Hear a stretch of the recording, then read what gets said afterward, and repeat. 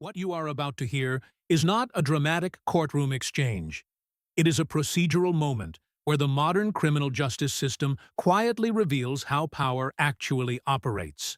A guilty plea, a waiver of rights, a negotiated outcome framed as opportunity rather than punishment. This is the point at which law stops being abstract and becomes institutional authority, measured in years, conditions, and compliance, administered with precision, not spectacle.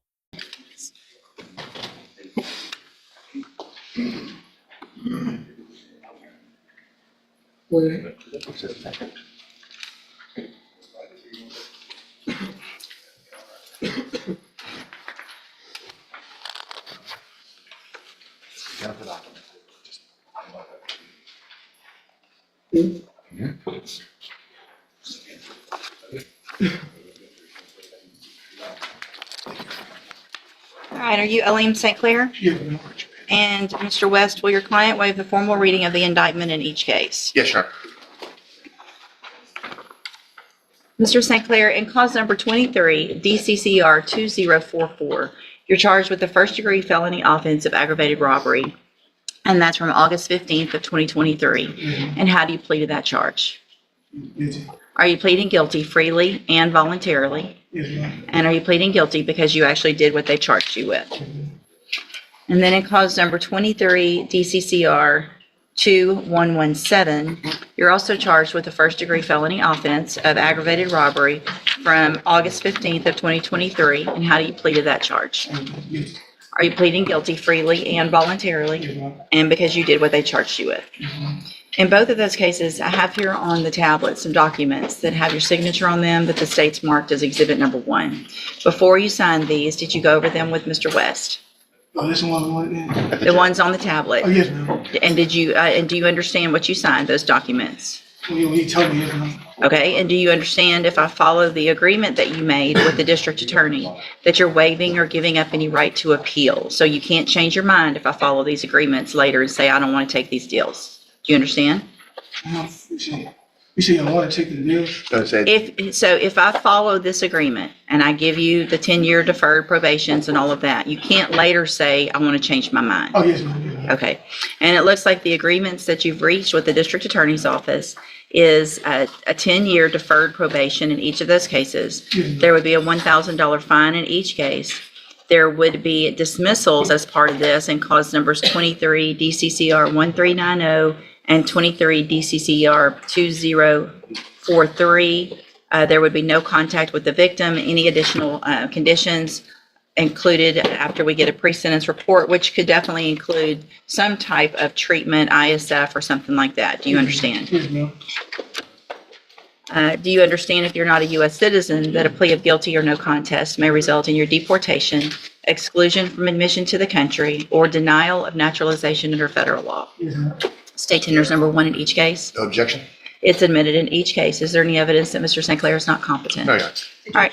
I'm sorry. Sure. If I may, just so Mr. St. Clair understands, typically we don't write that in a plea paper. What my intention was, and what Mr. West and I had discussed based on his very young age, was to be able to include everything that we could to help him at this stage of the game before he gets himself into courtroom. So that was our intention in including that. Those things are meant to help you. Yes, ma'am. Thank you, Ms. Malfino. Thank you. So states 1 is admitted in each case, and there's no evidence that he's not competent, correct? So, Mr. St. Clair, I'm going to find in each of your cases that you entered your pleas of guilty freely and voluntarily. Yes, ma'am. Find that you're mentally competent and you understand the nature and the consequences of your pleas. Yes, ma'am. Find sufficient evidence to find you guilty in each case, but I'm going to reset your cases for sentencing so that the probation department can do that pre-sentence report. That'll give me more information about you and your cases, and then we'll come back later for sentencing. Can I get a PSI bond? You cannot get a PSI bond.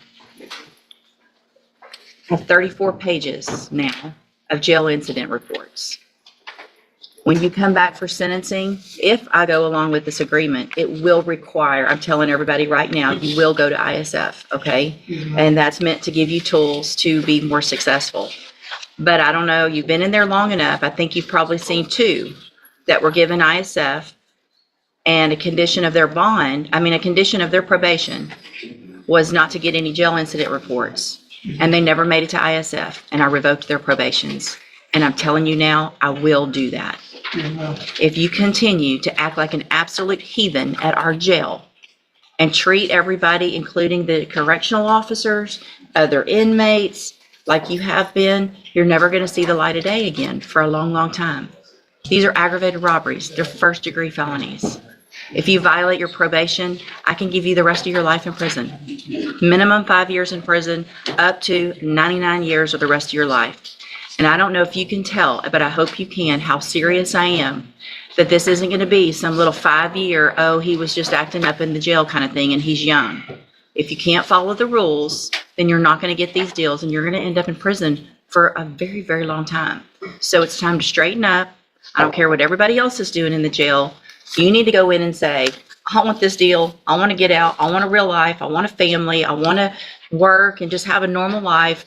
I'm going to sit in my bunk when I'm supposed to. I'm going to dress like I'm supposed to. I'm going to do what I'm supposed to when I'm supposed to. You don't get to make the rules when you're there. You get out, you're on probation, you have some freedom, right? Yes, ma'am. You don't have that freedom in there. Prove to me between now and sentencing that you can do it. Okay, go back with the bailiff. Thank you. Have a good day. Yes, sir, thank you. This hearing is not primarily about guilt. That question has already been resolved. It is about control. How institutions manage risk, behavior, and future liability through conditional freedom. Deferred probation, plea agreements, and judicial warnings are often described as leniency. In reality, they are instruments of governance. The court does not simply punish past conduct, it structures future behavior under threat of exponentially greater sanction. Compliance becomes the currency of liberty. Notice how discretion functions here. The judge speaks not only as an arbiter of law, but as an administrator of consequences. The language is not emotional, it is managerial. Rehabilitation is offered, but only within a framework of total institutional authority.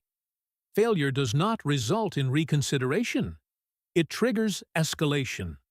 This is how modern legal systems preserve order, not by constant incarceration, but by conditional release backed by overwhelming leverage.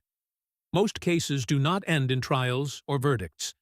They end here, in negotiated outcomes where rights are exchanged for predictability and freedom is provisional. Understanding this moment matters because it reflects a broader truth about law and power. The justice system is not only a mechanism for determining guilt, it is a system for regulating behavior over time. And once inside it, the rules are no longer yours to debate. They are yours to obey.